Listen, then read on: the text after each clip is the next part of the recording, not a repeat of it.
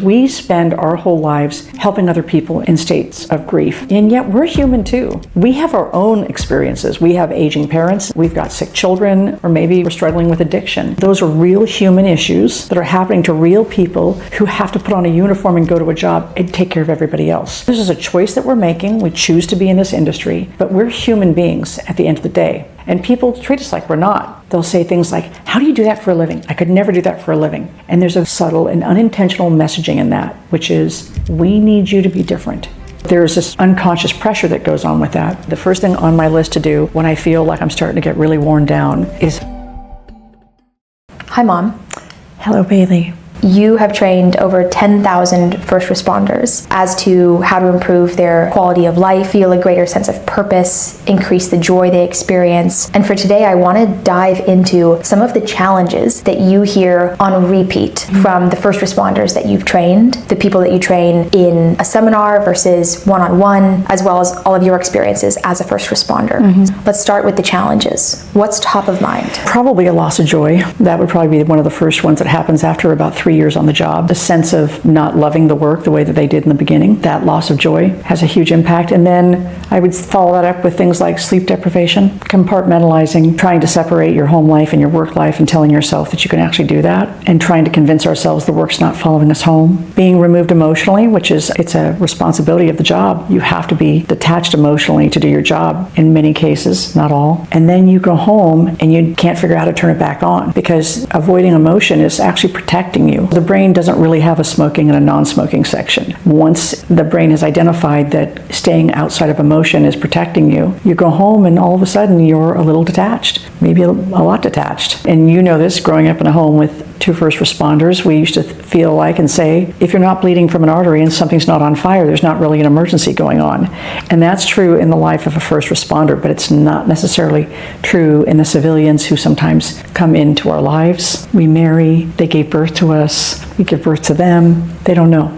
You said smoking and non-smoking. Tell me what you mean by that. In the industry of being a first responder, you have to put on a uniform and put on your own personal armor, protecting yourself from some of the things you're going to see, hear, and smell. And I use the analogy of smoking and non-smoking because when I was a young person, they had smoking sections in restaurants. And they would ask you where you wanted to sit, smoking or non-smoking. And if you said non-smoking, they'd walk you right through the smoking section, take you to the non-smoking section. And there really was nothing designed to get the smoke out of that room.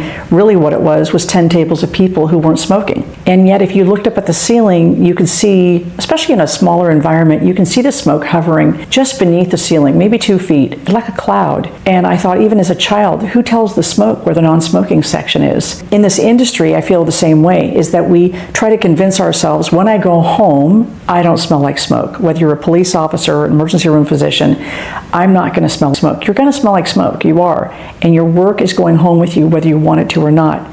Recognizing that it's become part of who you are, right? And people identify often when you ask them, what do you do? Who are you? Oh, I'm a police officer. All of a sudden this becomes your identity. And we try to convince ourselves, when I get off duty, I'm not going to worry about the things I worry about. I'm not going to be hypervigilant. I'm going to be more emotionally intact. And the reality is, if you don't recognize that it's happening to you physiologically and neurologically, not just physically, this is all being stored inside all of your tissues, everything you're seeing, hearing, and smelling, then you're not going to recognize that you're changing. And your families will often say something about, why do you seem so disconnected? Why do you seem so hard? You don't seem to care. Those kinds of comments. And oftentimes when we're not aware that these changes are taking place in us, our first instinct is the problem is with them.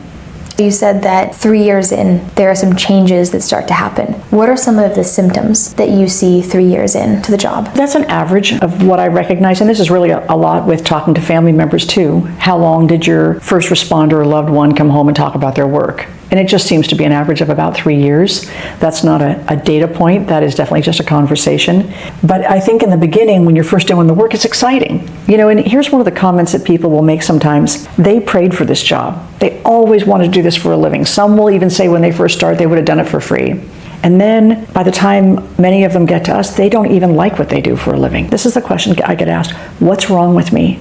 I've got everything I should ever have wanted, and I'm miserable. Well, it's because you're acquiring the opportunities and the experiences, but you're not aware of what it's doing to you physiologically, and so you're not protecting yourself from that. A lot of times you'll go from being sort of funny to sarcastic. You'll see a shift in that. You'll see a disconnect from what the family considers a concern to what you consider a concern, because you've been exposed to so much massive trauma and stress that little things don't seem to affect you as much. You find that there's less engagement. Oftentimes we start spending more time either alone or with our colleagues, and less with people sometimes referred to as normies, right? People who don't understand what we do for a living. And when we get together, we're having conversations that people have to, if you don't speak that language, it's almost like you need a little interpreter for you, because we're all talking in either penal codes or using abbreviations for the work that we do. We tend to change our circle of influence, or we make our circle smaller. We spend less time with people outside of the job. Sleep deprivation starts to sneak in. When you see people experiencing chronic sleep deprivation, what are some of the recommendations that you give them? Because I imagine most of the people that you talk to have already tried a lot of different tactics for restoring the sleep that they need. What do you see people attempting that maybe doesn't work? And what do you suggest that you've seen have an impact? The most difficult, and I dare say dangerous things that you can be doing is supplementing yourself to try to stay awake when you're sleep deprived. For sure it's going to work, and if you have to be on a shift, you have to be able to do your job. I totally understand that. But caffeine and nicotine and all these things that we're using to keep ourselves propped up to do our jobs, over the long run, they really begin to wear you down. One of the things that we teach is meditation, and how people meditate, what type of meditation they like is really dependent on what they like. One of the things that we invite people to consider, especially at work, is, and we know that this is true, when monks who do a lot of meditation, they don't sleep a lot, but that's because their brains have had the opportunity to sort of restore and reset through regular practice of meditation and just being able to quiet the mind. I'm not talking about silencing the mind, right? People think that, oh yeah, I can't empty my mind. No one's asking you to empty your mind. We're just allowing the brain to focus and calm down a little bit. And they can do that through things just like practicing things like non-sleep deep rest. Close your eyes, put your legs up the wall, slow your breathing down, and get some stillness. And that allows the whole system to calm and to rest a little bit. Those micro breaks, right? 20-minute naps. Super powerful. So if you're not sleeping, I respect the fact that you have to do some things to keep yourself awake, but you also need to consider giving yourself some rest. Anytime that there's some quiet time, whether you're a firefighter or a police officer, finding a safe place and taking 15 minutes to get some shut-eye. You often talk about putting your legs up the wall, and I hear you recommend that to people all the time. It seems like one of the biggest correlating factors with quality sleep is getting your resting heart rate down before. Absolutely. I think Brian Johnson talks about that too, is having your resting heart rate lowered before you go to bed, because that also triggers some of the anxiety that we have. And that gives your brain a chance to stop being analytical. Because whether you're watching something that you think is just brain fog information, it's still requiring the brain to participate. You want the brain to be able to just rest. And then turn the lights down, just like in nature, right? The lights go down. You don't want a lot of overhead lights on. Lamps if possible. You get the lights down. Get things sort of quieted down an hour before you're going to go to bed. As an option, you could consider laying down on the floor, putting your legs up the wall for 10 minutes. And that's just sort of a little hack, because it sends the blood out of the legs into the gut. And then when there's a lot of circulation in the intestines, the stomach is telling the brain, I'm not in a fight or flight response, because the blood is shunted out of these areas when it's under stress, right? It's sending blood to the arms and the legs, it's preparing for fight, flight, or flee. And we really want to recognize that biohacking, or hacking the things that our body does unconsciously, and allowing that system to go, oh, my legs are up the wall, I slowed my breathing down, just going to lay here for 10 minutes. I'm not going to talk on my phone. I'm not going to text anybody. I'm just going to lay here for 10 minutes. And then you move out of that and consider getting into bed and journaling, which you're grateful for. And we've talked about that as well. Being able to bring to mind the things that are good before you slide out of beta and go down into alpha and theta, where the brain is going to try to process memories from the day. You want to try to end on a high note.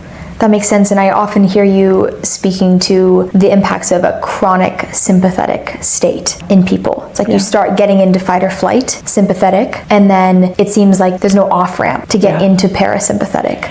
So it sounds like that's one of the things that is so high priority for any of these practices. Yeah, we hear this a lot now, that one of the things that we have to recognize is, first of all, we can become addictive just because we're drinking a lot of coffee, or we're using Zyn, or we're drinking alcohol when we're off duty, whatever. Those are all chemicals that eventually you can either be addictive straight away, or you can acquire addictive behavior just because of exposure. Well, the reality is the same thing with stress. When your body becomes addicted to the hormones of stress, it's always looking for the next threat. And for many of us who do this work, that's what you grew up with. You grew up being hypervigilant, scanning the horizon for threats. When you do it professionally and then you can't shut it off, the only time you do shut off is when you're exhausted. And that's really not when we want to be able to get to a place of deep rest. So creating environments that allow us to go into deep rest, recognizing that how much the brain is trying to replicate stress to keep you awake and aware. And it feels familiar. I love that phrase because it comes from the word family. But if you grew up in an environment of stress and you knew how to be hypervigilant because you had to prepare for a dangerous environment even at home as a child, then when you do it for a job, come on, I was born for this. And so this is natural to you. You're good at what you do because you were raised to know how to do this well. And then that thing starts to own you. And that's the key. So we really get good at this hypervigilance, and that chronic state of fight or flight. You rarely know you're in it, right? Because we think, well, if I'm not on a call and I'm not running down the freeway chasing a felon or whatever it is, that I'm not under stress. But the reality is you're probably very still hypervigilant, and you're very good at compartmentalizing because you've adapted to the environment. Getting to a space where we recognize, wow, my brain and body really like this stress. I'm going to invite my brain and body not to do what's familiar. I'm going to try something different. And I say this pretty regularly. Your brain is a little bit like a spoiled 7-year-old that's never been told to go to bed before 10 o'clock at night. If you tell a 7-year-old that's been able to stay up until midnight watching court cases or whatever it is that you're watching, and then all of a sudden you say to the child, we're going to get you to bed at 9 because we have school in the morning, the child's going to pitch a fit. So is your brain. When you start saying, hey, we're going to change things because this is not good for you, the brain does not like that. The brain wants to be in charge. It wants to tell you what to do. The brain really likes patterns. It likes to stay in habitual behavior. When you try to change things, the brain balks. And so trying to change things just like sleep and an awareness of the stress that's in your life and forcing yourself to do things that are unfamiliar. I love this phrase. I heard this from a woman who is a hypnotherapist in London. And she said, what you want to be able to practice is making what's familiar unfamiliar, and what's unfamiliar, make it familiar. And that would be things like taking time to be out in nature without your cell phone, spending 15 minutes on a walk in silence in nature, being out and putting your feet barefoot on the ground just for 10 minutes, drinking fresh water, focusing on gratitude, sleeping without the TV on, things that you're doing because they're habitual, but maybe not great for you. So when we're talking about things like sleep deprivation, we try to remind people to create an environment that encourages sleep. I like to say your bedroom is really for sleep and sex. If your bedroom is just committed to that being sort of your sanctuary, your sacred space, you don't have a telephone. You can try to get your phone somewhere else. You don't have your laptop. You certainly don't have your bills. We don't put dirty laundry in the bedroom, and we don't have a TV in the bedroom. And we can train the brain that this is my place to rest. Oh shoot, I keep laundry in the bedroom. Yeah, no more. Okay. So you don't want that environment that's supposed to be a place of deep rest and sleep to also be an environment of work. Your brain needs to know that when I walk in this room, this is my safe space to be able to rest. Ronnie Schull does our training on sleep deprivation and talks a lot about Matt Walker's work. And Matt Walker is a sleep expert out of UC Berkeley. Go Bears. Go Bears, yeah. And then we do work with Dr. Gina Poe, who's the director of brain research out of UCLA, who also studies sleep. And when you're talking to people who are experts in the industry, they'll tell you that there are some really core things that you can be doing. One of those things is you want to keep the room cool. We all know what it's like to try to sleep in a warm environment versus a cool environment. If you can get that bedroom down to 68, 67 degrees, and then you're snugly under the blankets, that's a really good way of doing it. Having white noise in the background. The brain doesn't produce the same amount of sleep spindles and K complexes that babies do, which is why you can walk a 3-year-old through the mall with a mariachi band playing and the kid's asleep on your shoulder. But if you're 40 and you're asleep in your bedroom and 6 doors down somebody's car backfire, you wake up and you're angry because why all the noise?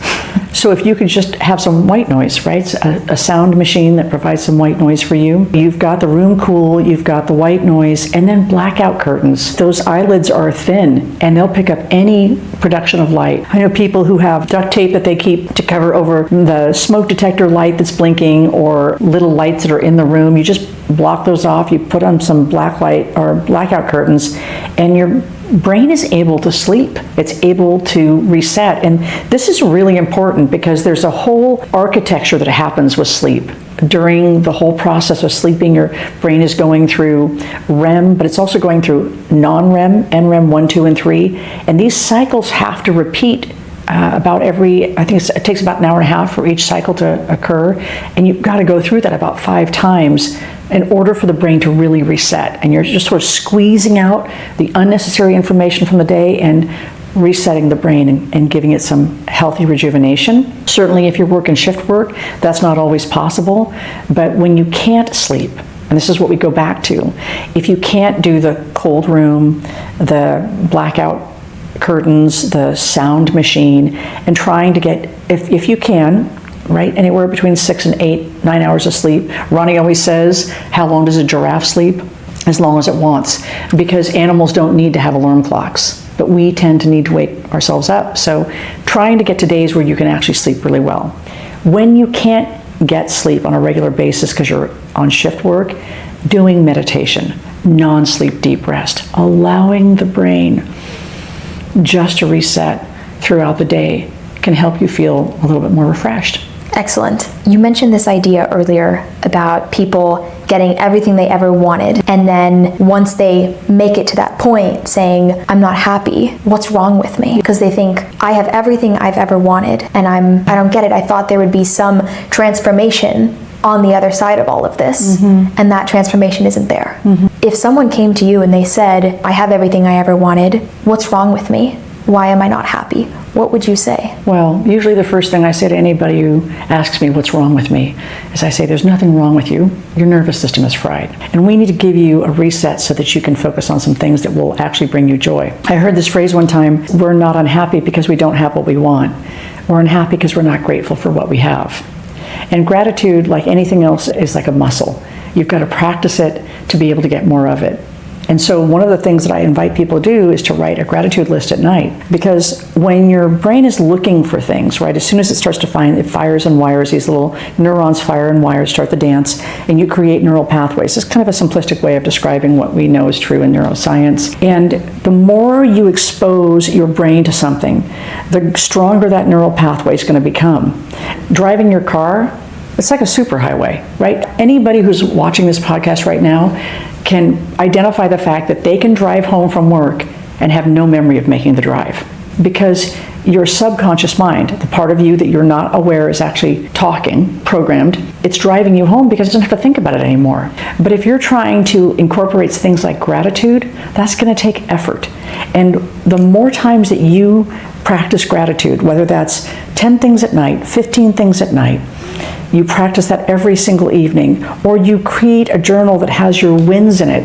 When I get the promotion, and I write down what happened, what you were striving for, and how you felt when it happened, and you recognize those wins. Because for me, what I find is that when you're looking at negative things in life, it's like a poker game with the devil. You'll have that first negative thought, man, I should have gotten that thing, or I should have done that thing. And then it's like, here's another card. And before you know it, you've got a laundry list of things to be unhappy about, versus capturing it and saying, whoa, what am I doing here? And saying, what am I grateful for? What are my wins? And once you start writing down what's good in your life and what you're grateful for and what the wins are, when you're having a day where you feel like you're struggling, you open that book and you look back and you go, right. It's all available to me. When you're a child, everything's new. You're curious about everything. When you've done the job for a while, you've been on the planet a bit, you start to take everything for granted. You stop noticing flowers. You stop noticing the magic in the way of different types of birds fly. You stop noticing things as new. And I invite people to consider, become curious again. Go out and look at something you've never done before. Go to a museum. Go to a place that does nature hikes, whatever. Learn something new. Step away from the cynical and try to find joy. One of our friends is a retired U.S. Marshal, and he came to our conference and it changed his life. He changed his life. We didn't change his life for him. He got the introduction to the tools that we provide, the education that we give, and it changed his life. His best friend called me and said, "What did you do?" He said, "Could you explain to me how it is that you're helping these people?" And I said, "I just help them get their souls whole.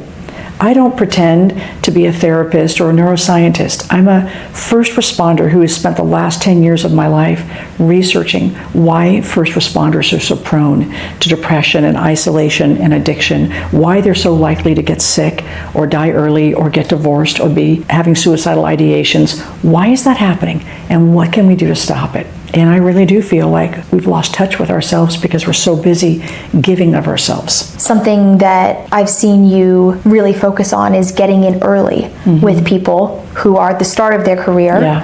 Almost like working out and taking care of your physical body, making the investment to take care of yourself holistically. And also, it seems like a lot of change, like deep transformation, happens for many people when they experience some kind of rock bottom. Absolutely. If someone is there and they don't feel a sense of hope and they're so burnt out that they hear the word meditation and they say, yeah, like meditation's gonna help me. What do you say to someone that they hear this stuff and they're like, it's too good to be true? Or maybe it's too late. They're afraid it's too late. I've never met anybody who was so far down in the well they couldn't get out. And I think the different approach that we take is that we have this sort of an internal trademark, and it's our own little saying, which is starting with ourselves. We train those who save others to save themselves. And I can promise you that if you spend 30 days practicing the art of self-care, it will change your life. You may not feel it in day 2 or day 3, but I promise you in day 7 you will. You will notice that you're beginning to feel different. And here's something I'd like to say, especially when it comes to things like deep grief. It's very hard for us because we spend our whole lives helping other people in states of grief. And yet we're human too. We have our own experiences. We have aging parents in some cases.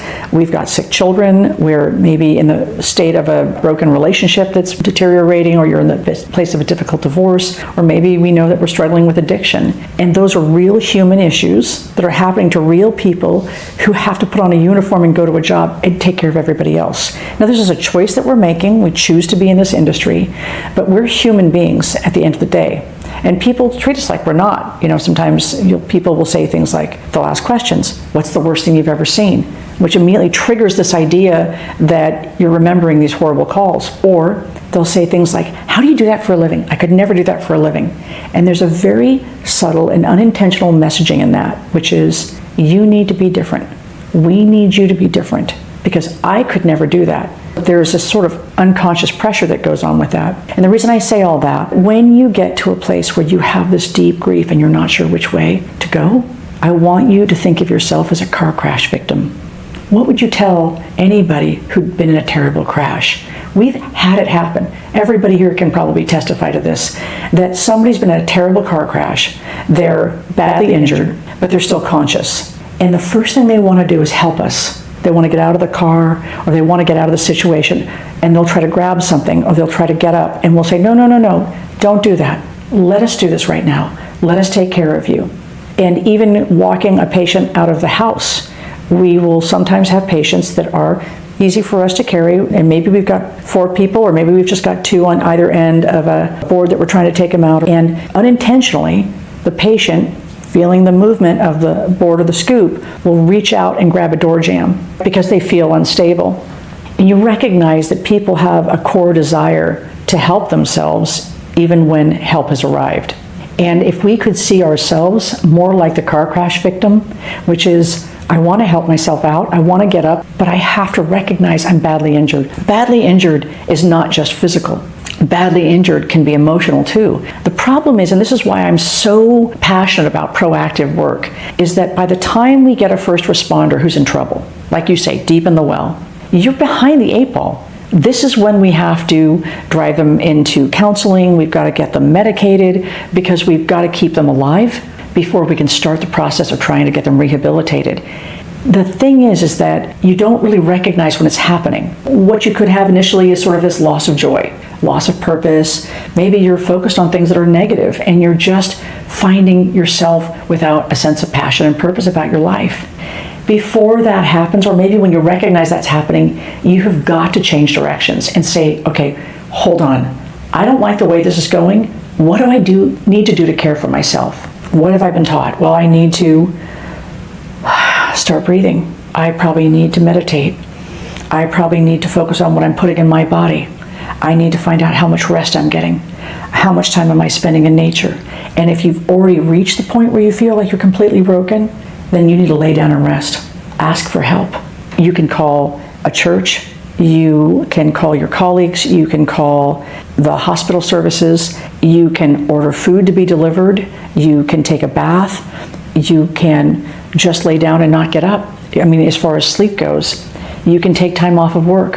When I work with people who have big jobs, whether it's people on the federal level or the state level, they'll often say, oh, you don't understand. I work for so-and-so. I have 3 phones. I have all this responsibility. I'm not suggesting that everybody leave work because we need you. But I am saying if you're struggling, we need to stop and we need to get you the help that you need. And that means that if you got hit by a truck going home from work and you couldn't return back to the job, I promise you that department will continue to function without you. Before we get to that place, let's take some time off. Take a week off. Take 2 weeks off. Take a month off. Go out on disability until you can figure out what's going on. I really think if we can get ahead of this, Bailey, and help people know the techniques and the skills and the science and the education behind what's happening to them, we're going to stop losing good people early.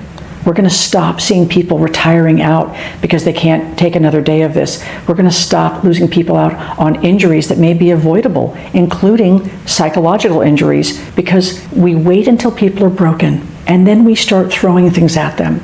And we all know what this is like. If you wait until something's injured, it's harder to repair. Just like we did in the 90s when they started building gyms and firehouses and police departments. And we did that because we knew if we could get people working out, we could protect their bodies from injury. Well, the work I do is on the inside. What's going on with you psychologically? That's another big subject, is capturing your thought process. There's this great line, be transformed by the renewing of your mind. I'd like to remind people it's not be transformed by the removing of your mind. We're not trying to get you to stop thinking, but I'm inviting people to consider creating their thinking versus allowing their thinking, choosing what you're focused on.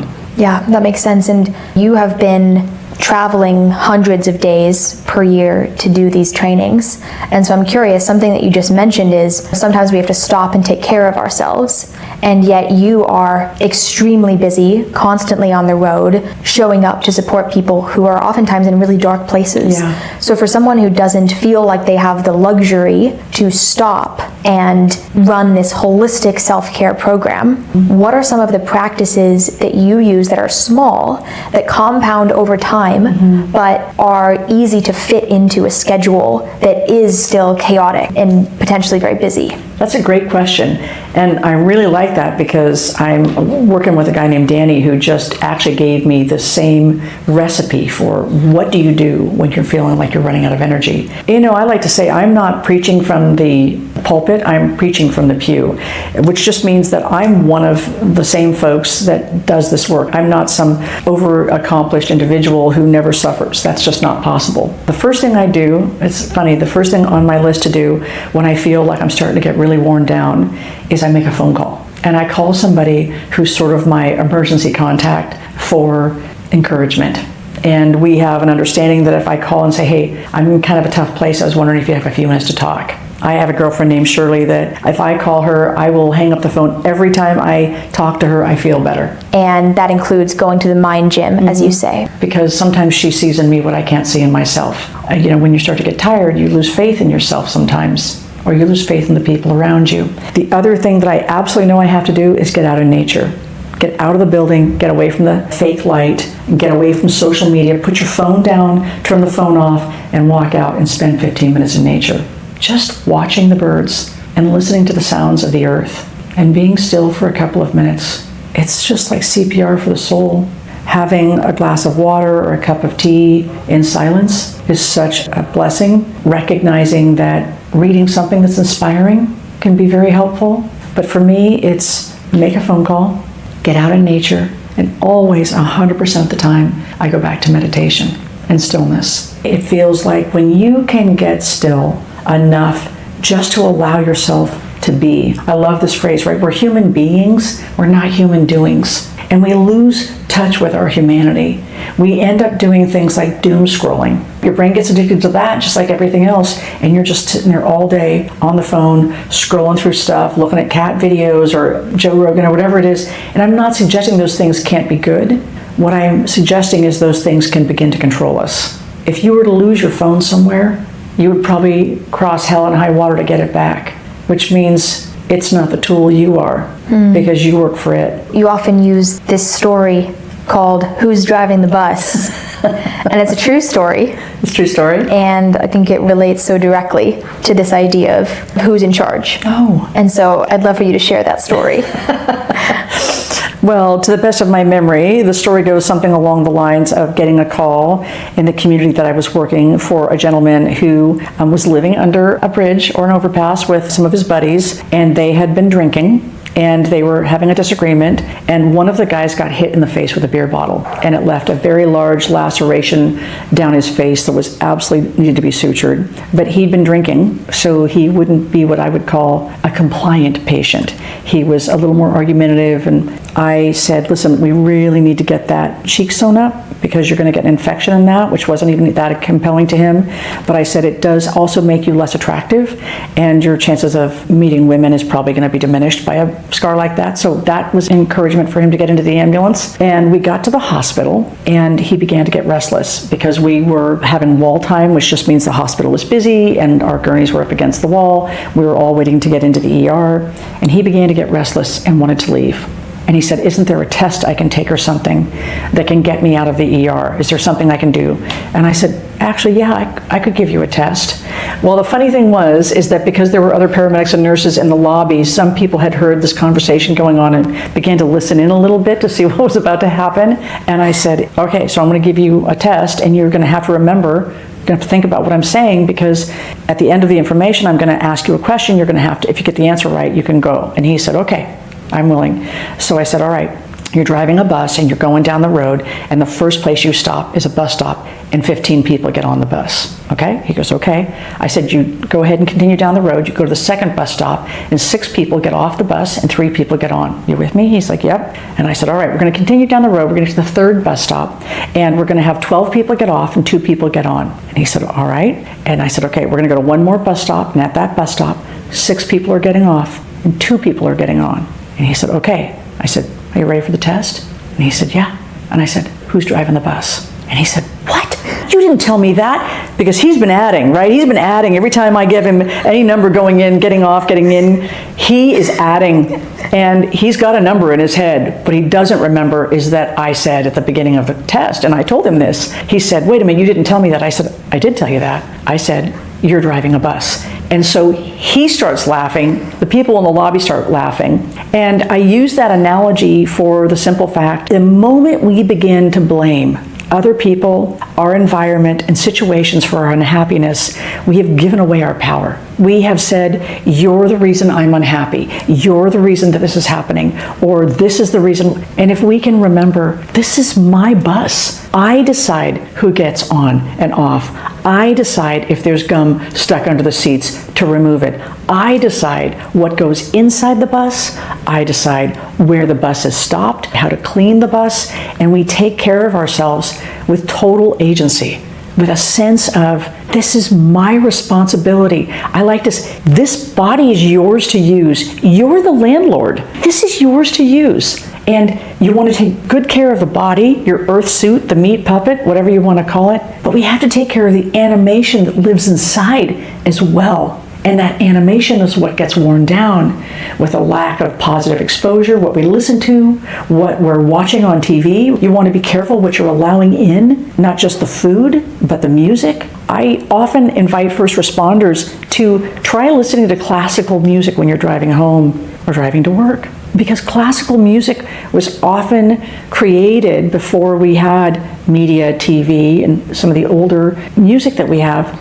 It was done based on what was happening in nature. And so you can see sometimes when you're listening to classical music, you can see like birds flying or a storm, and you're like, oh, I get it. The music was designed around what they were experiencing in nature. I was just leaving a Walmart the other day, not my favorite experience. And I noticed that as you were walking out of the Walmart, there was this really loud, almost like rock music. And I thought it really breeds an energy. And I'm not suggesting that I don't listen to rock music, because I do. And I'm not suggesting that we don't listen to it when we're working out or whatever it is that needs to inspire us at the time. But in times where you need some rest, turn it off. Turn on to something more relaxing, more melodic, and something that is not singing about broken relationships, love relationships, having your truck break down, having your dog die. Whether it's country or Taylor, it doesn't make any difference. Turn on something soft. Listen to something peaceful. See if you can't reset that system. And with so much input coming in from every direction, it makes sense that so many of us are so ready to give up our power. We'll blame someone for taking our power. With who's driving the bus, the thing that it seems that you have to stand up against is this idea of obfuscating your responsibility. It's so easy to blame anything for the way that we are, because if we look for reasons, we'll find them, and the reasons are valid. And you can justify anything. But one of the things that I find is true in relationship to people who are feeling very despondent, and I learned this lesson when I was going through a difficult time in my own life, which is the darkness usually means that you need light. When you're scared about your finances, the first thing you can do is take 15 minutes, set a timer so you're not overwhelmed, find out where your money is. Find out where it's going. Take some responsibility, some agency for what's happening. When your relationships are breaking down, take some time to talk, communicate, find out what's happening. Put light on the subject. I think it's not uncommon for many of us to sort of try to ignore what we don't feel comfortable with, and I know that this is true for a lot of us. We tend to gravitate to places and spaces that we feel safe and confident. If you're not really comfortable with difficult communication relationship issues with a spouse or a partner, and you're a first responder, well, if you start having struggles in your relationship, probably the first thing you'll do is go back and do some overtime. Because you feel confident and competent at that. You know how to do that job, but I don't know how to get through to my wife or my partner or my husband. I don't know how to make that work. We gravitate back to the places that we feel confident versus going into the subject, asking for help, finding a couples counselor, or sitting down and saying, we don't seem to be managing this information well. I'd like to try a different approach. And what is that approach?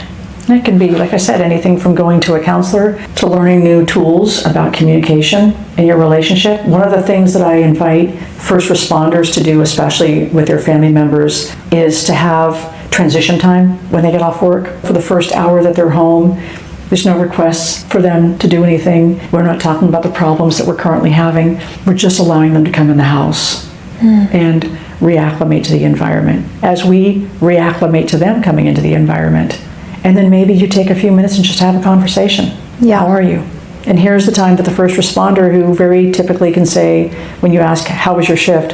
Fine. They can try different words. Like, it was an exceptionally difficult shift. And the partners can learn to ask questions that aren't too probing and allow them to communicate without questioning them. It sounds like so much of this, whether it's with ourselves or with our loved ones, boils down to nervous system regulation. That's right. And when I teach this work, I'm really careful about saying this is the solution. We have the solution. This is the magic wand. This isn't a magic wand, but this is an invitation to consider changing your life and making yourself a priority. It's not selfish. It's self-responsible. You're taking responsibility for yourself first and foremost, because the people who are on the front line of our communities, these are the people that are going out there doing the jobs that very few want to do.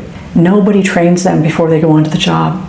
Hey, by the way, this is what's going to happen to you. Sometimes what we hear is, oh, this is what the symptoms of post-traumatic stress look like. Well, you don't want to figure that out after you have the symptoms. You want to be doing the work, as you say, and as we teach in the conference, going to the mind gym. I want to teach you before you're getting impacted with these symptoms, how to care for yourself. So when the symptoms begin to show up, you recognize them and you say, I know what's going on here. I got to up my self-care. I have to spend more time in meditation. I have to reach out to a confident and competent counselor. But I'm going to make myself a priority. I want to share this kind of a little testimony with you, because we get dozens, if not hundreds, of emails and letters from people who've been to our training and say, it's changed my whole life. But we had a conference about a month ago, and on the last day, it was a firefighter paramedic was leaving. He had to go home. His wife was going to work, and so he did take off. And as he walked up to say goodbye to me, I could tell that he was starting to cry. So I said, well, let's step outside. We stepped outside and we walked down a little path so we could have some private time. And he was really having trouble just regulating his emotions at that time. And I said, just cry. It's okay. I'm not going anywhere. I'm going to stand right here. You've got all the space you need. Just allow that's stored up in your body. Just allow that to come out. That's okay. And so he stood there and cried for a couple of minutes. And he said, I feel like I have my life back. Like I'm awake for the first time in 20 years. And I said, I know. I understand. And he said, I just want to go home and make it right with my wife and my kids. And then hugged me. You know, we collect longitudinal data in our organization through the universities. We have a peer-reviewed article, the abstract has just been released, about how people are helped through the work and how we can choose, how we can identify clinically and objectively that when you do this training and education, your life changes. If you do the work works. And I realized with all the things that you can get, whether it's attention in the media, it's in the press, it's an abstract article or peer-reviewed article that's being done, there is no greater data point than seeing someone's life change. And that's all I need to keep moving forward to do this work. Yeah. Because it may not show up in the front of an article, but I know that it's changed the life of a man or a woman who's going to go home and change the lives of their spouses and their children and their community.